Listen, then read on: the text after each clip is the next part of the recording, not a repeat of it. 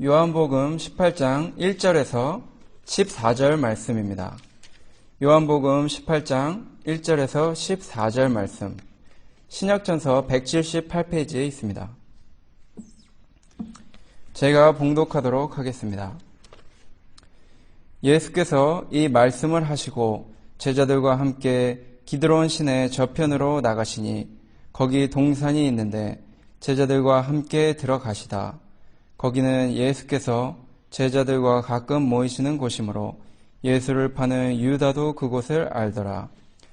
유다가 군대와 및 대제사장들과 바리새인들에게서 얻은 하속들을 데리고 등과 회와 병기를 가지고 그리로 오는지라. 예수께서 그 당아리를 다 아시고 나아가 가라사대 너희가 누구를 찾느냐? 대답하되 나사렛 예수라 하거늘 가라사대 네로라 하시니라. 그를 파는 유다도 저희와 함께 섰더라. 예수께서 저희에게 네로라 하실 때 저희가 물러가서 땅에 엎드러지는지라. 이에 다시 누구를 찾느냐고 물으신대 저희가 말하되 나사렛 예수라 하거늘 예수께서 대답하시되 너희에게 네로라 하였으니 나를 찾거든 이 사람들의 가는 것을 용납하라 하시니 이는 아버지께서 내게 주신 자 중에서 하나도 잃지 아니하였사옵나이다 하신 말씀을 응하게 하려 함이러라.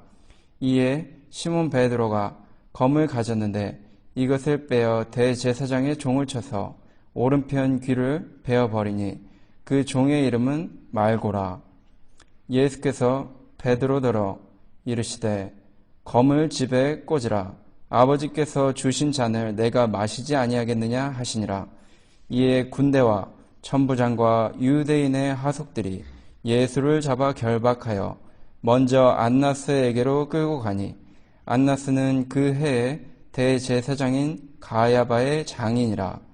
가야바는 유대인들에게 한 사람이 백성을 위하여 죽는 것이 유익하다 권고하던 자로라. 아멘. 오늘 말씀의 제목이 붙잡히신 주님, 붙잡히신 주님이라는 제목으로 함께 은혜를 나누고자 합니다. 이 붙잡히신 주님 이렇게 나왔는데 여기 오늘 본문 이 12절에 보니까 이에 군대와 천부장과 유대인의 하속들이 예수를 잡아 결박하여, 이 군대와 또 천부장, 유대인의 하속들이 이 안나스나 또 대제사장 가야바 이런 이 종교 지도자들의 지도를 받아서 가서 이 예수 그리스도를 잡아온 것입니다. 이 잡으러 갈 때 어떤 이 밤이니까 또 그 등과 또 회와 병기를 이렇게 가지고 찾아갔던 것입니다. 이 예수님께서 그런 어떤 무기나 이런 불 같은 것으로 사실 잡히시는 분이 아닙니다. 이렇게 아무리 이 세상의 강력한 무기나 또 세상의 장사들이 와도 마치 골리앗이 그 누구도 당할 수 없는 천하장사였지만 하나님의 이름을 의지하여 나갔던 다윗에게 한 방에 무찌름을 당한 것처럼 예수님께서 원하시기만 하면 하나님께서 많은 천사와 능력을 더해 주셔서 이 세상의 무력이나 세상의 권세들은 한 방에 무너뜨리시고 승리하실 수 있는 그런 주님이 바로 예수 그리스도이십니다. 근데 여기서 오늘 왜 그러면 이렇게 힘없이 그저 순순히 잡히셨는가 했던 것을 봤더니 오늘 본문에서 여기 11절에 아버지께서 주신 잔을 내가 마시지 아니하겠느냐.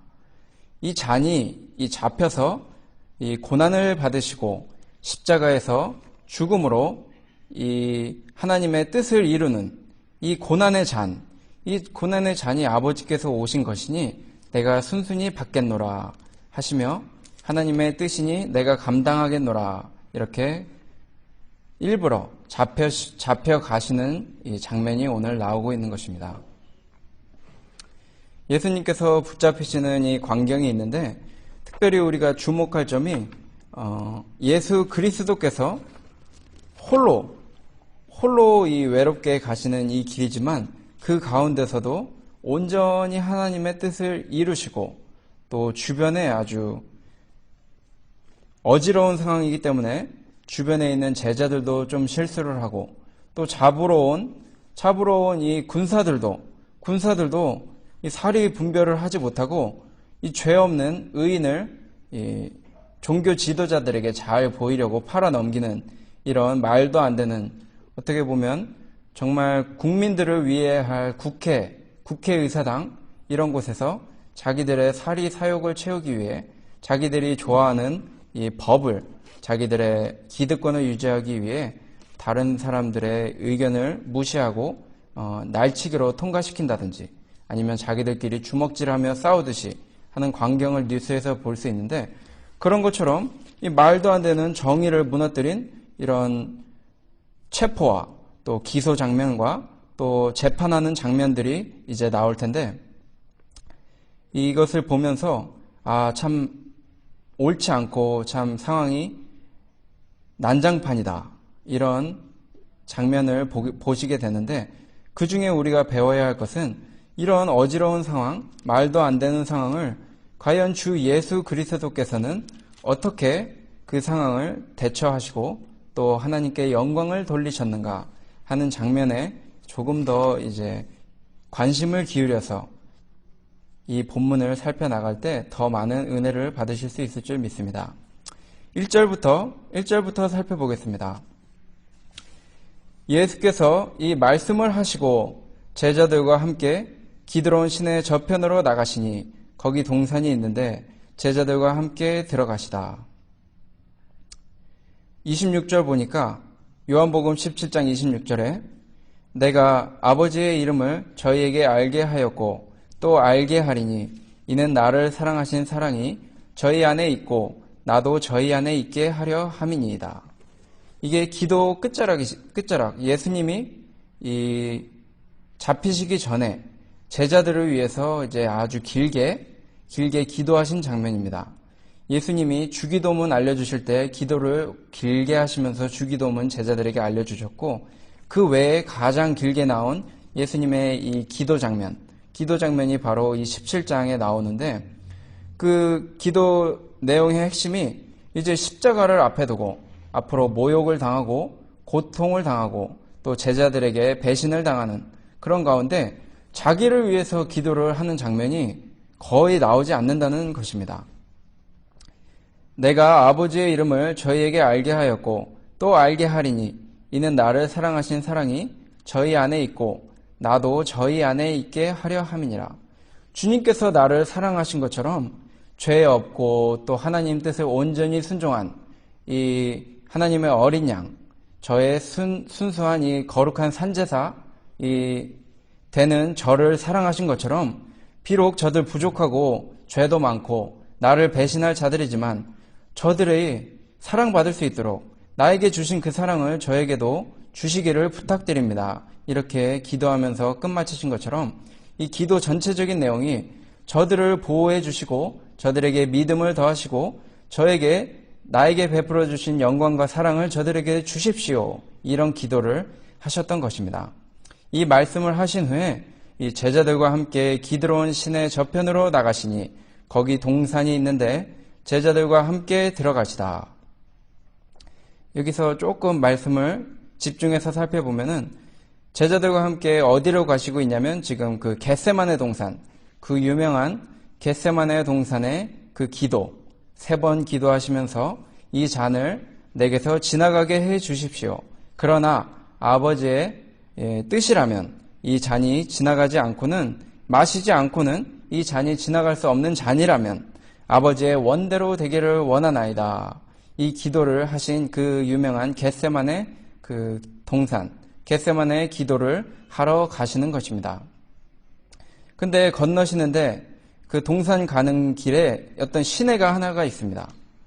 우리 요 워싱턴 DC도 이렇게 여기 뭐 66번 길 고속도로 타고 쭉 가다 보면 다리가 하나 있듯이 그 어떤 시내가 하나 있는 것입니다.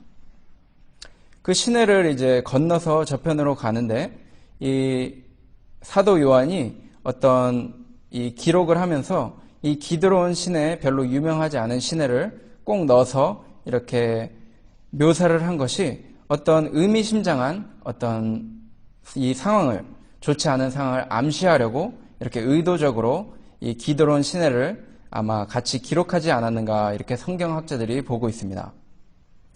이 기드론 시내는 뜻이 검은 시내라는 뜻입니다.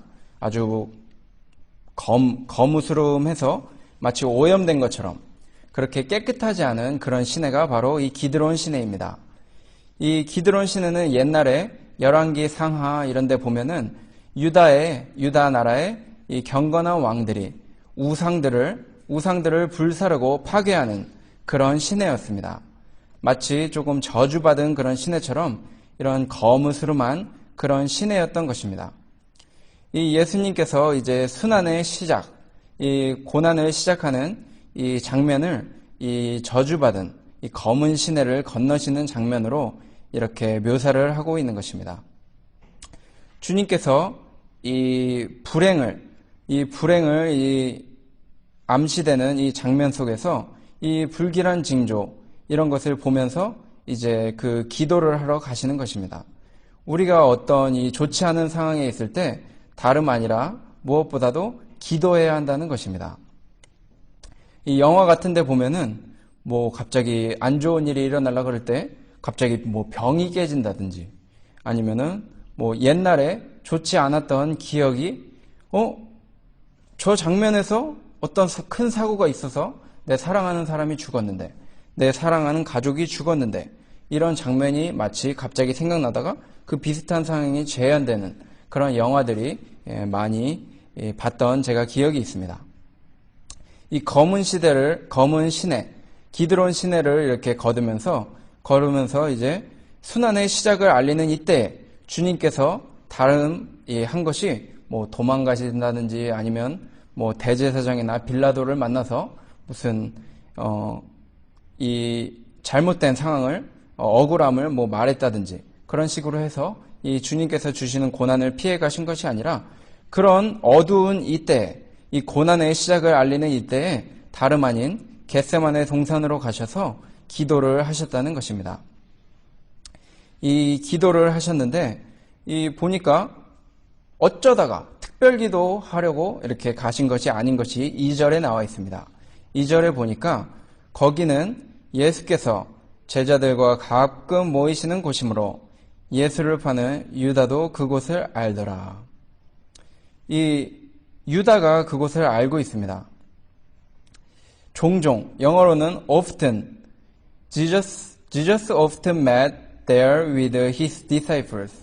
종종 만나셨다 하는 거 보니까 습관적으로 기도하러 가시던 곳이구나. 늘 습관적으로 기도하셨다는 것입니다.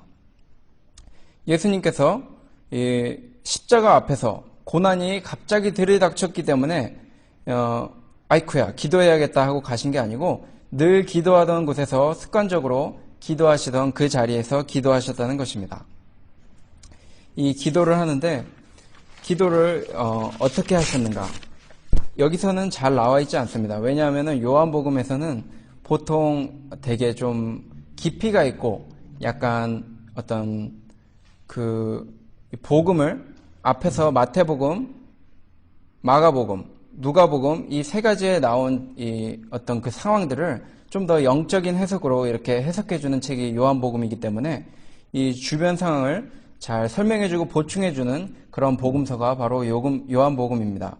그렇기 때문에 여기서 그 3번 기도하시고 피땀 흘려서 기도하신 아버지의 원대로 되기를 원하나이다. 이런 기도 제목은 생략되었지만 우리가 그 기도가 여기서 이루어진 것을 보면서 그러면 주님께서 이 고난 앞에서 어떤 기도를 하셨는가 잠깐 살펴보고 넘어가려고 합니다.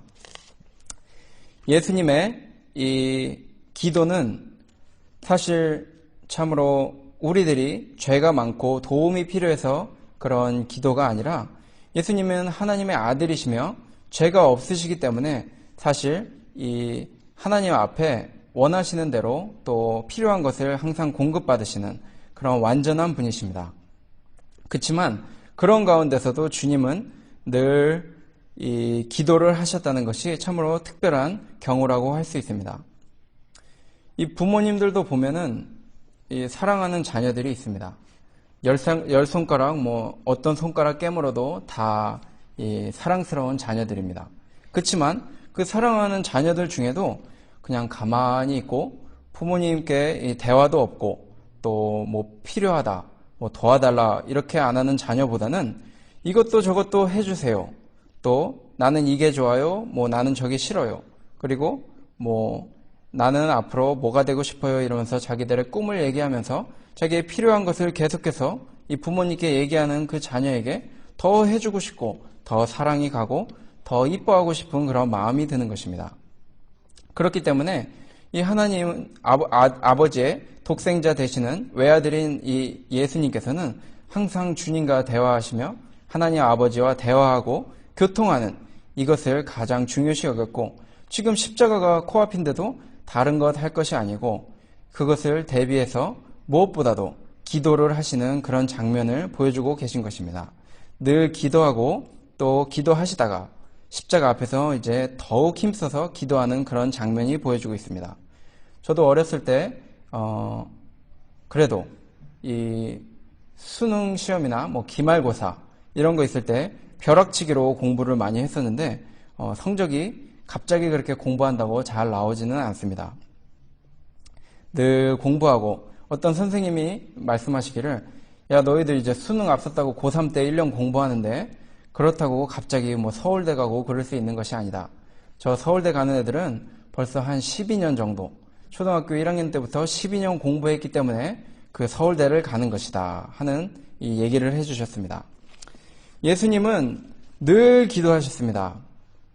예수님이 공생애 시작하실 때 40일 금식 기도로 시작하셨고, 또 생애를 이렇게 마치실 때도 겟세마네 기도에서 주 하나님 아버지께 이 3번 기도하시면서 피땀 흘리는 기도로 생애를 마치셨습니다. 우리가 예수님을 닮아서 하루 시작 끝에 기도하고 주님의 뜻이 무엇인가 그 뜻이 이루어지기를 원하는 마음으로 성경을 묵상하며 기도하는 생활을 해야 한다는 것입니다. 또 문제가 있을 때, 이렇게 십자가라는 어떤 문제가 있을 때 하나님께 기도하고 또 하나님께 매달리면 하나님께서 동행해 주신다는 것입니다. 또 기도하면 시간이 없는데 어떻게 기도를 할까요? 하지만 하나님이 지혜를 주시기 때문에 기도를 하면 기도 안 하고 그 어떤 일을 해결하려고 자기가 노력한 것보다 더 지혜를 주시고 상황을 좋게 해주셔서 그 일이 해결되게 해주시고 또 감사로 기도를 마치게 해주신다는 것입니다. 이 유다가 이제 그 습관적으로 기도하신 곳을 알아서 이 잡으러 왔습니다. 잡으러 온 거 보니까 예수님이 어디 있는지 참 찾기 쉽습니다. 요즘 제가 미국에 와서는 잘은 어떻게 되는지 모르겠는데 옛날에는 목사님들 찾기가 참 쉬웠습니다. 목사님들 제가 예전에 사경회 아니면 수련회 때 강사 목사님들 찾으러 다닌 적이 있는데, 강사 목사님들 찾으러 다닐 때 참 쉽습니다. 목사님들 어디 계시냐고 이제 찾아보려고 하니까 다 어디 계시냐 하면 자기 기도처에 계신 것입니다. 기도처에 머물러서 기도하시고 말씀 준비하시고 성경 묵상하시니까 그거 찾기 참 쉬웠던 것입니다. 요즘 많이 그렇지 못한 이 목회자들이 나오고 문제가 일어나서 기도처에서 성경 보고 묵상하면 일어나지 않을 이 문제들이 뉴스에서 나오는 것을 볼 때 주님께서 또 성도님들께서 그런 목회자들을 보며 참으로 많이 안타까워하실 듯 싶습니다. 우리 예수님께서는 다른 곳 아니라 늘 기도하신 곳에 믿는 제자들뿐 아니라 믿지 않는 유다마저도 알 수 있는 그곳에서 늘 기도하고 계셨던 것입니다. 우리가 기도할 때 꼭 급할 때만 해서 되는 게 아니고 이렇게 예수님처럼 늘 이렇게 습관적으로 항상 기도하는 그런 습관을 가져야 한다는 것입니다. 밤샘 수능 특별기도 이런 것보다도 무사태평할 때 아무 근심 걱정 없고 꼭 기도하지 않아도 될 것 같은 상황에 10분 정도 짧게 하는 기도가 더 주님과 대화할 수 있는 진실한 기도라는 것입니다. 또한 기도는 기도의 대상이 바로 전능하신 하나님 아버지이십니다. 우리가 하나님께 기도하면서 좀 더 집중하고 좀 더 정신 차리고 중언부언하지 말고 기도해야 한다는 것입니다.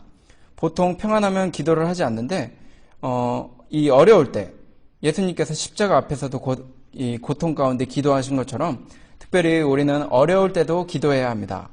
어려울 때도 기도하지 않는 것은 이 하나님을 무시하는 행위입니다. 하나님께서 우리에게 예수 믿게 하시고 성령님을 우리에게 선물로 주셨습니다.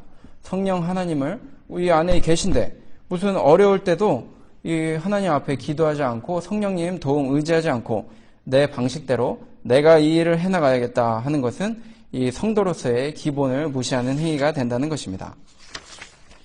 이 어려운 일 있을 때 이 하나님의 이 뜻이려니 이 문제는 하나님께서 다 경륜과 뜻이 있으셔서 나에게 주신 이 문제, 고난이구나 하는 것을 깨닫고 이 열일 다 제쳐놓고 우리가 그때 어려운 일이 있을 때마다 하나님께 기도해야 한다는 것입니다. 그 어떤 문제를 바라보기보다 어떤 목사님 말씀하시기를 주님과의 관계가 더욱 중요하고 더욱 핵심이다 이렇게 말씀해 주셨습니다. 주님과 교제가 잘 되면 전능하신 하나님 아버지께서 주권적으로 모든 일을 관할하시는 것을 믿는다면 주님과 사이가 좋기 때문에 걱정이 없고 심령이 평안해지고 그 문제가 아무 문제가 되지 않는다는 것입니다. 시편 23편 1절에 여호와는 나의 목자시니 내가 부족함이 없으리로다 이런 말씀이 있습니다. 주님이 나의 목자시고 나의 아버지 되시는데 부족함이 어떤 문제가 있을 수가 없다는 것입니다. 하나님의 은혜를 계속 받기 위해서 우리는 하나님과 교제하고 이 기도하는 이 습관, 기도하는 습관이 붙을 때까지 우리가 늘 기도해야 한다는 것입니다. 기도할 때 우리는 주님의 도우심과 사랑의 교제를 나누며 성령 충만한 생활로 이 능력으로 이 고난들을 이겨나갈 수 있다는 것입니다. 요한복음 18장 3절부터 다시 보도록 하겠습니다. 유다가 군대와 및 대제사장들과 바리새인들에게서 얻은 하속들을 데리고 등과 회와 병기를 가지고 그리로 오는지라. 이 무기를 들고 오니까 아마 제자들은 깜짝 놀랐을 것입니다. 그래서 제자들 중에 그 수제자 되는 베드로가 좀 있으면 검을 뽑아가지고 검으로 저 상대편 중에 한 명을 귀를 공격하는 그런 장면이 나오고 있는 것입니다. 4절 보니까 예수께서 그 당아리를 다 아시고 나아가 가라사대 너희가 누구를 찾느냐? 누구를 찾느냐 묻는 거 보니까 거기서 유다가 사실 입 맞추는 장면이 다른 복음서에 나옵니다. 내가 입 맞추는 저 사람이 바로 범인이다. 저 사람이 예수 그리스도니까 가서 잡으라. 이렇게 해놨기 때문에 사실 이 물음을 굳이 잡히시는 입장 쪽에서 자기가 내가 범인이다 이렇게 말해줄 필요가 없는 것입니다. 근데도 이것을 의도적으로 이렇게 말씀하시면서 앞으로 전진하면서 그들을 깜짝 놀라게 해주시는 장면이 나오고 있는 것입니다. 5절에 대답하되 나사렛 예수라 하거늘 가라사대 내로라 하시니라. 그를 파는 유다도 저희와 함께 섰더라. 6절에 예수께서 저희에게 내로라 하실 때에 저희가 물러가서 땅에 엎드러지는지라. 이 일을 보니까 주님께서 저들을 엎드려 드리시는 이런 영적인 능력과 신적 능력을 잡히시는 가운데서도 보통 잡히시는 범인들 보면 순순히 더 이상 내가 이길 승산이 없다 하면 손을 든다든지 항복해가지고 조용히 이렇게 수갑차고 끌려가는 그런 장면들이 많이 나오는데 예수님은 절대 그런 모습 보이지 않으시고 오히려 당당한 모습을 보여주고 계신 것을 볼 때 이것이야말로 하나님의 이 기도의 능력을 받은 우리의 참 주 되시고 또 이것이 다른 어떤 외압이나 그런 저항을 못해서 잡혀가는 것이 아니고 하나님의 뜻에 순종하여 일부러 잡혀가시는 것을 우리가 알 수 있는 것입니다. 근데 이 잡으러 오는데 이 유다가 다름이 아니고 이 로마 군대를 같이 끌고 왔습니다. 그 당시 최강국인 이 로마 군대들을 잡으러 오는데 이 로마 군대가 세상 정권인데 세상 정권이 이 타락한 종교와 이 짝짝꿍 둘이 이렇게 한 팀이 돼가지고 잡으러 온 것입니다. 이런 거 보면 우리가 역사적으로도 찾아볼 때 꼭 교회가 어떤 타락한 교회가 자기들의 힘만을 가지고 이 다른 교회를 핍박하는 것이 아니라 그 무엇보다 그들이 원하는 이 마귀의 권세, 세상 정권, 세상의 무력 이런 것과 연합해서 이 기독교를 박해하는 경우가 많다는 것입니다.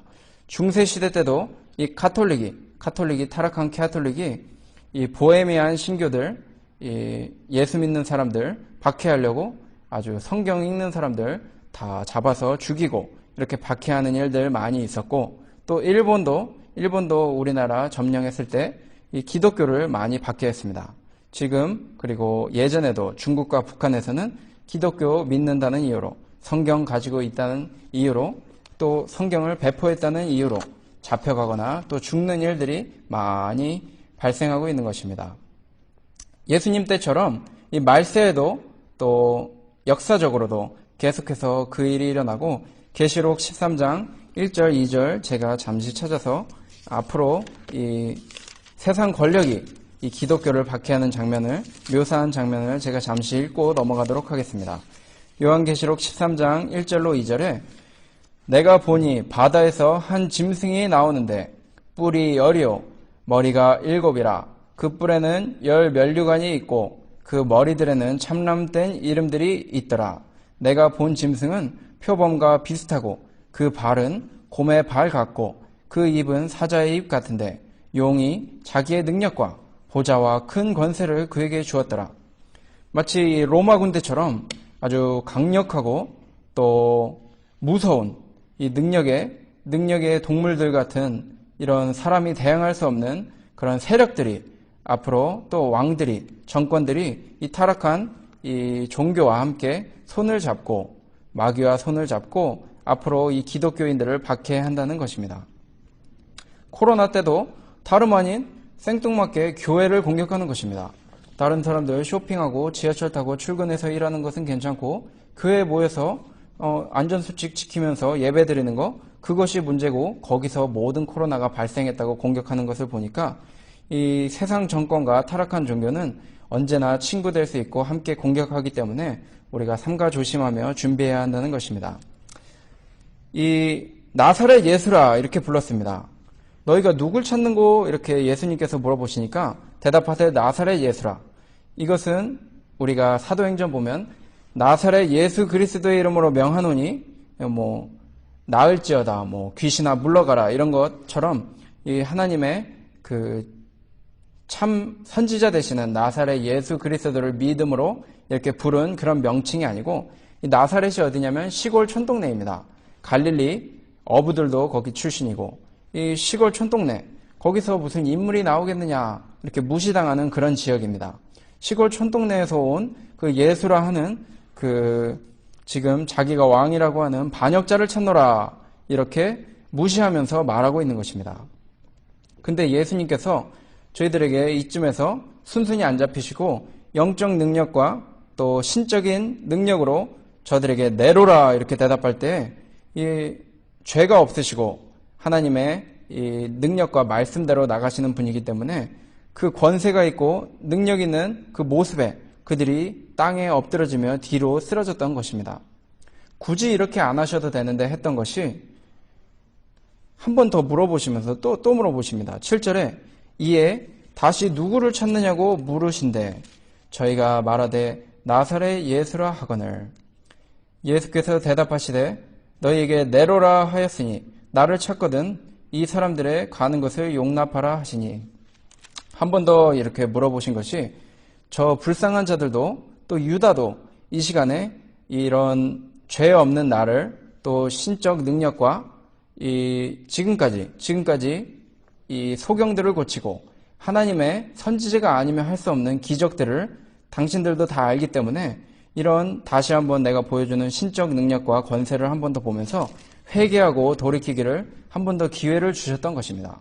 근데 회개하지 않고 한번 내로라 해서 무서워서 넘어진 가운데, 저분이야말로 하나님의 능력자다 하는 걸 깨달았으면 두 번째 부를 때는 누구를 찾느냐 한 번 더 물어봤을 때는 나사렛 시골 촌놈 아니십니다. 주님이야말로 주님이시다 하면서 회개하기를 기다렸던 것입니다.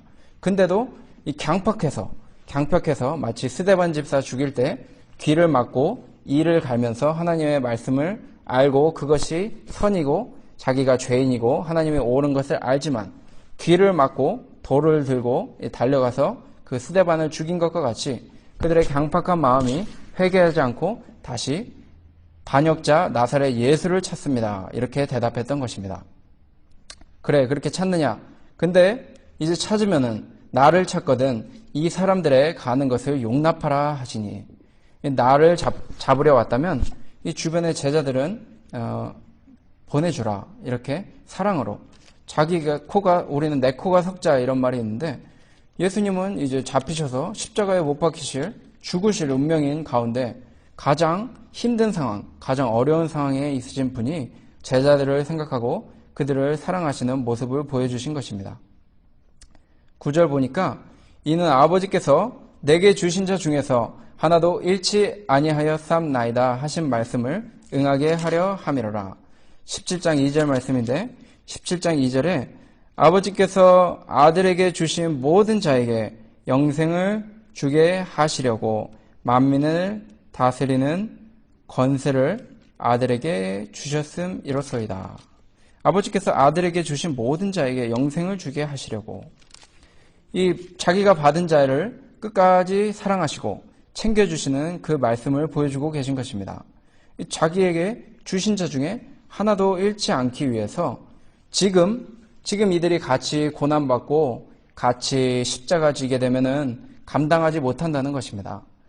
이들은 지금 보내주시고 저들이 나중에 예수 그리스도 부활하신 것 보고 또 성령님 받은 후에 능력으로 다시 주님의 사역을 감당할 수 있게 지금 이 연약한 자들을 보내주시오, 이렇게 말하고 있었던 것입니다.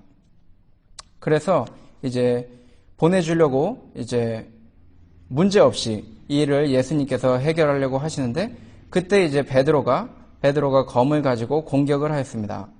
10절 보니까 이에 시몬 베드로가 검을 가졌는데 이것을 빼어 대제사장의 종을 쳐서 오른편 귀를 베어버리니 그 종의 이름은 말고라.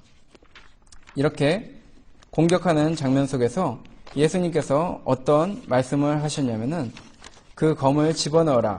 검으로 흥하는 자 검으로 망하신다, 이렇게 말씀하셨습니다. 이 보니까 베드로가 이렇게 성질이 있어서 이 대제사장의 종을 쳤는데 원수지간이 될 뻔한 거였습니다. 물론 이 신성한 구원 사역, 예수님이 사람을 살리러 오셨지 죽이러 온 것이 아닙니다. 죽이러 온 것이 아니고 살리시러 왔다고 하신 분이 다른 사람 이 귀를 베어버린다든지 공격하는 자들 같이 싸워서 죽이셨다면 하나님의 영광을 가리우시게 되는 것이고, 자신의 이 본 목적, 구원 사역에 흠집이 나는 그런 장면이 벌어질 수 있는 것입니다.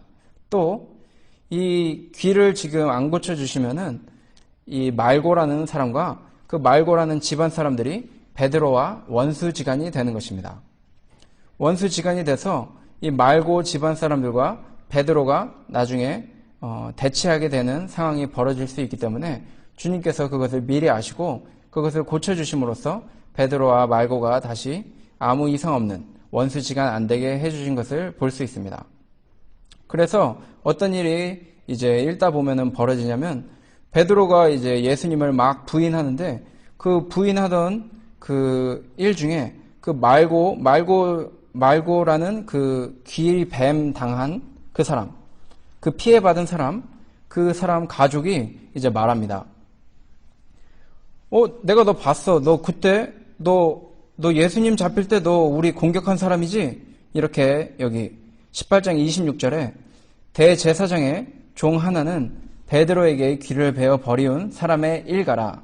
가로되 내가 그 사람과 함께 동산에 있던 것을 내가 보지 아니하였느냐. 이에 베드로가 또 부인하니. 그때 만약에 원수지간이었으면은 그 뭐 부인하고 뭐 말고도 없이 일단 베드로 저거 잡아라 하면서 이 당시에 베드로도 함께 예수님과 고통받고 또 예수님의 제자로 아주 큰 죄인, 반역 죄인으로 세워가지고 베드로도 아마 더 이상 복음의 일을 못하게 될 그럴 상황도 됐을 텐데, 웬걸 그 귀를 잘랐지만 예수님께서 사랑으로 고쳐주시고 용서해 주시는 것을 보면서 아마 이 말고도 더 이상 베드로 그렇게 괴롭히지 마라, 이런 얘기 해줬을 것 같고, 또 그 사람들도 저 사람들 나쁜 사람 아니니까 너무 이렇게 몰아붙이면 안 되겠다 하는 식으로 이 당시에 물론 베드로가 부인한 것, 예수님 부인한 건 잘못한 것이지만 이 말고의 가족들이 그 베드로를 너무 몰아붙이지 않는 베드로를 평안히 가도록 아마 보내주는 그런 계기가 되었을 거라고 생각이 됩니다. 이렇게 모든 일을 주님께서 내다보시고 또 구원 사역을 아름답게 평화롭게 해나가고 계신 것입니다. 11절 보니까 예수께서 베드로더러 이르시되 검을 집에 꽂으라. 아버지께서 주신 잔을 내가 마시지 아니하겠느냐 하시니라. 이 잔을 마시는데 이 싸움으로 해가지고 이 잔을 내가 피할 수 있겠지만 피하지 않고 난 주님의 말씀을 순종하겠다. 이 말씀이 있고 또 우리 싸움은 이 혈육의 싸움이 아니라 영적 싸움이다. 에베소서 6장 12절에 나왔듯이 우리의 싸움은 혈육의 싸움이 아니요 영적 싸움이라.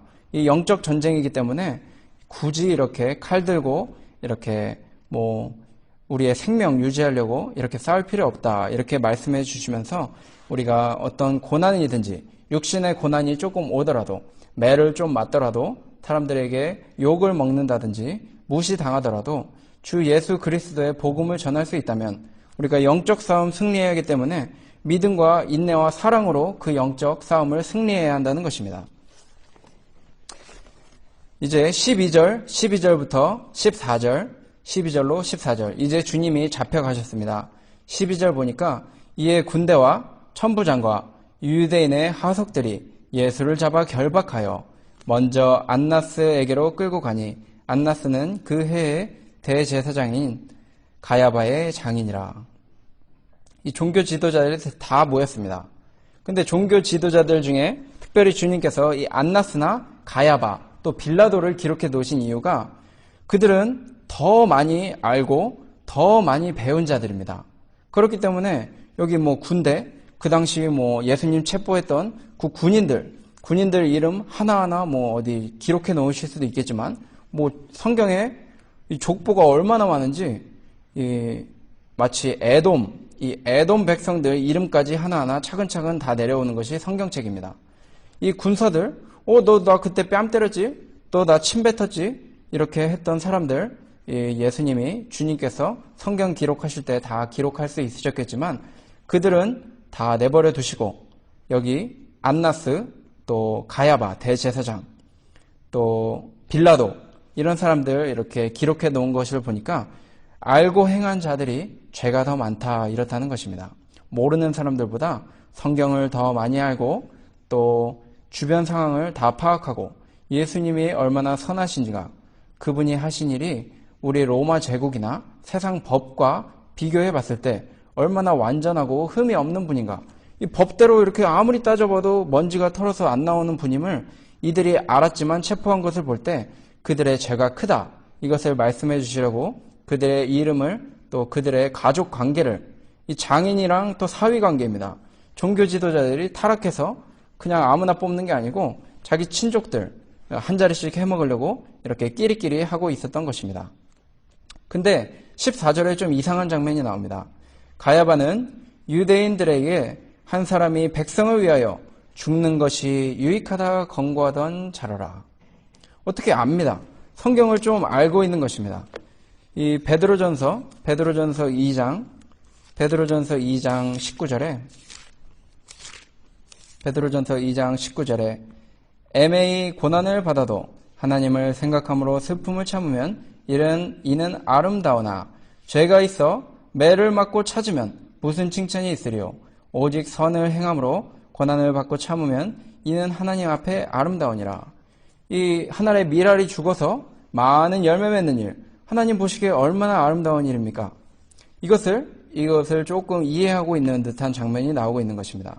근데 다른 성경 찾아보니까 이것이 자기 뜻대로 한 것이 아니고 그때 그냥 대제사장이라서 하나님께서 그의 입에 이 말을 직접 넣어주셨다 이런 표현이 여기 나오고 있습니다.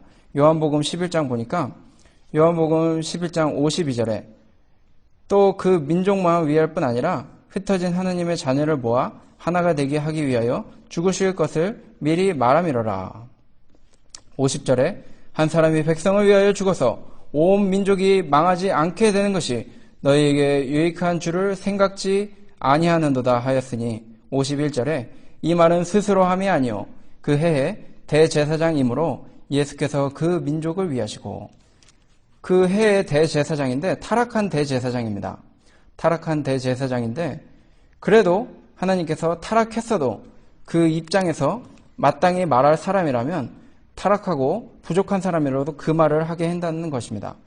느부갓네살 왕이 타락한 왕이었지만 그래도 깨닫고 주님을 찬양하는 장면도 나오고 민수기 찾아보면은 거기서 그 타락한 발람이라는 거짓 선지자가 나올 때 그 발람이 돈 받으려고 이 모압 백성들 그 왕의 초청을 받아서 와서 전할 때에 이 발람이 한 말이 저주해 주십시오. 그러면 돈을 많이 주겠습니다. 이렇게 뇌물을 주겠습니다. 발락이 불렀는데 발람이 하나님의 너 딴소리 했다가는 아주 혼날 줄 알아 이런 식으로 경고를 주셔가지고 오는 길에 뭐 당나귀가 말도 하고 또 천사를 보게 해주셔서 겁도 주시고 해서 결국엔 그 발람이 아이고 내가 돈 좋아하다가 하나님 말씀 뜻을 잘 못 전하고 이스라엘 백성 저주했다가는 내가 큰일 나겠구나 해서 자기의 스스로 의지가 아니고 하나님의 이 능력의 역사하심으로 이 발람이 거짓 선지자마저도 이스라엘 백성을 축복하는